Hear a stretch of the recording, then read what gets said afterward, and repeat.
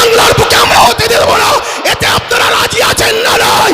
রাজি আছেন না নাই? কেন আমার দেশের সংবিধান, আমার দেশের সংবিধান আমাদের কাছে আগে। আমার দেশের সংবিধানকে যে বুড়াগুল তুলবে, আমার দেশের সংবিধানের বিরুদ্ধে যে কথা বলবে, আমার দেশের সংবিধানকে যে মিটাতে চাইবে, আমরা তাকে মূল গোড়া থেকে মিটিয়ে দেওয়া রাজি আছে। কেন অনেক কষ্ট করে এদের স্বাধীন হয়েছে। হাজারো মুসলমান, হাজারো হিন্দু, হাজারো আদিবাসী, হাজারো দলিত, হাজারো শিখ, পাঞ্জাবিদের রক্তের বিনিময়ে এদের স্বাধীন হয়েছে। অতএব সেই দেশের সংবিধানকে নিয়ে আজকে তুমি হতে পারো প্রাইম মিনিস্টার, কিন্তু তোমার অধিকার নাই আমার দেশের সংবিধানের উপর হাত দিতে পারে। ঠিক না বেটি? এখানে আর একটা ছোট্ট কথা বলবো।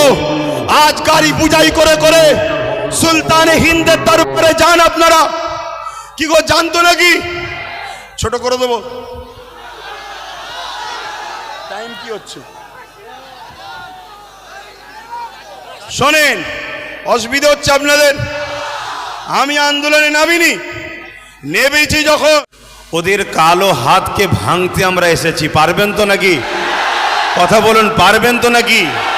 কিন্তু সেই জায়গায় শুরু হচ্ছে আজ থেকে। এ লড়াই কিন্তু অনেক দিনকারের। পারবেন না আবার আমাকে নাবিয়ে দিয়ে সরে যাবেন? কেন অনেক রিকোয়েস্ট করেছে ছেলেরা, নিশ্চয়ই আপনারা জানেন। আমি এসব বিষয় থেকে অনেকটা দূরে সরে গেছিলাম। কেন আজকে যা ঘটছে 2013, 14, 15 সব আমার বলে দেওয়া আছে।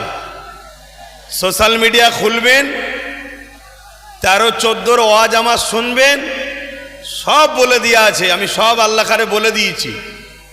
আজমির শরীফলে কি হচ্ছে, মসজিদে কি হবে, কবরস্থানে কি হবে, তোমাদের কবর হবে না পুরানো হবে, কি ষড়যন্ত্র সব বলে দিয়েছি।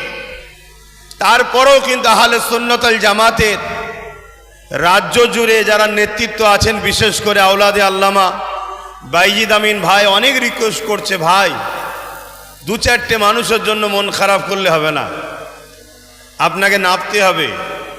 তা আমি নেবে কি অপরাধ করলাম না তো?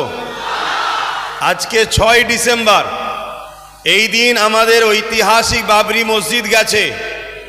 এই দিনকে স্মৃতি করে আমরা শুরু করছি।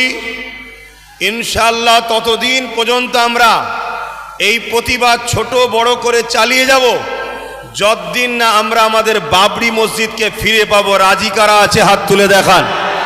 ইনশাআল্লাহ পারবো না? পারবো না? কথা বলুন, পারবো না? পারবো না? এর একটা ছোট্ট নমুনা দিয়ে ভাইকে দিচ্ছি। মসজিদে আকসাকে নিয়েছিল সেলিবিয়ারা। মসজিদে আকসাকে সেলিবিয়ারা দখল করে নিয়েছিল।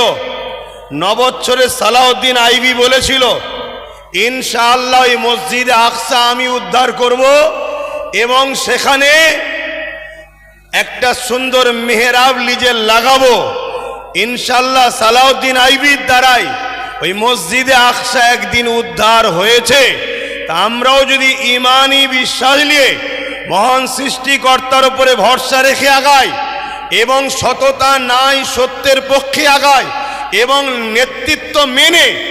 নেতৃত্ব মেনে যদি আগায়, মুনাফেক যদি চিনে আগায়, ধোঁকাবাজ যদি চিনে আগায়, ইনশাল্লাহ আমিও বলে যাচ্ছি সেদিন বেশি দূর নয় যেদিন বাবরির জায়গায় আবার নতুন করে সুন্দর কারুকার্যের বাবরি মসজিদ করে উঠবে ইনশাল্লাহ। আরো জোরে বলুন ইনশাল্লাহ। আর এর জন্যে কোনো মন্দির ভাঙতে লাগবে না, এটাও ভেঙে দিয়ে যায়। কেন কিছু দালাল গদি মিডিয়া আছে, কালকে কেটে হই হই করতে পারে। এর জন্যে কোনো মন্দির ভাঙতে লাগবে না। কেন বাবরি মসজিদের জায়গায় কোনো মন্দির এখনো হয়নি, চ্যালেঞ্জের সাথে বলছি। কেন আমার খোদার জায়গাতে কোন মায়ের লাল এমন পয়দা হয়নি সেখানে অন্য কিছু করে দেখাতে পারে। জোরে বলুন সুবহানাল্লাহ, জোরে বলুন নারে তাকবীর। কেন এটা কোনো পার্টির মিটিং নয়, এখানে নরের তাকবীর চলবে, সুবহানাল্লাহ চলবে, এটা ধর্মীয় মিটিং। কথা মাথায় ঢুকছে তো নাকি? হ্যাঁ, এখানে আমাদের ঘুমকে প্রায় ভাঙিয়ে দিতে যাচ্ছে কেন্দ্র সরকার। পুরো এখনো ভাঙেনি, পুরো ভাঙলে তার ভয়ানক ব্যবস্থা হবে। তার শুরু 6 ডিসেম্বর থেকে। আগামী দিন দরকার হয় ব্যারিকেড, না হয় শহীদ মিনার, যেটা হোক। প্রস্তুত তো নাকি? ধোকা নয় তো? ধোকা নয় তো? আমি এই লড়াই কিন্তু পুরো বাংলার অলিতে গলিতে করার পর সব ফাইনাল রাজ্যের পক্ষ থেকে এখানে, তারপরে বিভিন্ন রাজ্যে আরো যিনারা করছেন তিনাদের সবাইকে একসাথে হয়ে আমরা প্রয়োজন হয়, বুঝতে পারছেন তো নাকি? প্রয়োজন হয় শুধু সেখানে যাব না, দখল করতে। ফাঁকা জায়গা থেকে গেছে, যার ফলে আস্তে আস্তে আস্তে আস্তে সেখানে ছাত্রছাত্রীর সংখ্যা কমে যাচ্ছে। শিক্ষক নেই, শিক্ষিকা নেই, পড়াবে কে? এই দ্বিচারিতা আমাদের সঙ্গে হচ্ছে। রাজ্যে 497টি মাদ্রাসা শিক্ষা কেন্দ্র আছে, যেখানে শিক্ষক শিক্ষিকারা খুব ন্যূনতম বেতনে চাকরি করেন, 12,000 13,000 টাকা মাইনেতে চাকরি করেন। মুখ্যমন্ত্রী 2014 সালে উত্তরকন্যায় দাঁড়িয়ে বলেছিলেন এই সমস্ত মাদ্রাসা শিক্ষা কেন্দ্রগুলোকে আমরা মাদ্রাসা পর্ষদের আওতাভুক্ত করব এবং এদেরকে পূর্ণ শিক্ষকের মর্যাদা দিয়ে যাব। আজও পর্যন্ত 2024 সাল হয়ে গেছে, এখনও পর্যন্ত একটাও প্রতিষ্ঠান, একটাও শিক্ষককে পূর্ণ শিক্ষকের মর্যাদা, পূর্ণ প্রতিষ্ঠানের মর্যাদা দেওয়া হয়নি। এই দ্বিচারিতা আমাদেরও রাজ্যের সরকার মাদ্রাসা শিক্ষার সাথে করে যাচ্ছেন। হঠাৎ করে তার মাথায় এলো ক্ষমতায় আসার পরে 10,000 আনএডেড মাদ্রাসা দিয়ে দেবো। আনএডেড মাদ্রাসা কি দেবেন? প্রতিষ্ঠানকে আমরা স্বীকৃতি দেবো, অথচ শিক্ষকদের বেতন দেবো না। পৃথিবীর বোধহয় কোথাও এরকম আইন নেই, নিয়ম নেই, যেখানে প্রতিষ্ঠান আছে, শিক্ষা ব্যবস্থা আছে, মানুষ চাকরি করবে, অথচ তার বিনিময়ে তারা পারিশ্রমিক পাবে না। এই দ্বিচারিতা কোনো মুসলিম সংগঠন কেউ মুখ্যমন্ত্রীকে বলেননি যে আমাদেরকে আনএডেড মাদ্রাসা দিতে হবে, উনি নিজে থেকেই বলেছিলেন। অথচ আজও পর্যন্ত এই 14 বছরে তিনি মাত্র 10,000-এর জায়গায় 235টা তৈরি করতে পেরেছেন। তাও তাদের শিক্ষক শিক্ষিকারা রাস্তায় শুয়ে আন্দোলন করার পরে ন্যূনতম 6,000 টাকা বেতনে শিক্ষকতা করেন। এই হচ্ছে রাজ্যের অবস্থা, এই হচ্ছে আমাদেরকে কোন জায়গায় রেখেছে আমাদের অবস্থান। তাহলে লড়াইটা সর্বস্তরে, তৃণমূল স্তর পর্যন্ত পৌঁছে দিতে হবে, যাতে করে আমরা বাঁচি, আমাদেরকে বাঁচতে হবে, পরবর্তী জেনারেশনকে বাঁচাতে হবে।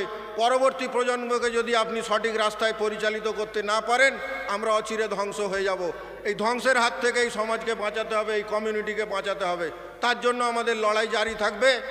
আর আহলে সুন্নাতুল জামাত আজকে যে ব্যবস্থাপনা করেছেন তাদের ধন্যবাদ জানাই এবং আমাকে আমন্ত্রণ জানানোর জন্য তাদের কাছে আমি কৃতজ্ঞতা জানাই।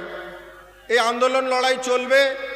আমি সারা বাংলা মাদ্রাসা শিক্ষক শিক্ষাকর্মী সমিতির রাজ্য সম্পাদক হিসেবে এই ধরনের সমস্ত লড়াই সংগ্রামে আপনাদের সঙ্গে থাকব, লড়াই অংশগ্রহণ করব, আমাদের সংগঠনও লড়াইয়ে থাকবে। আমরা লড়াই করে যাচ্ছি। সবাই ভালো থাকবেন, সুস্থ থাকবেন।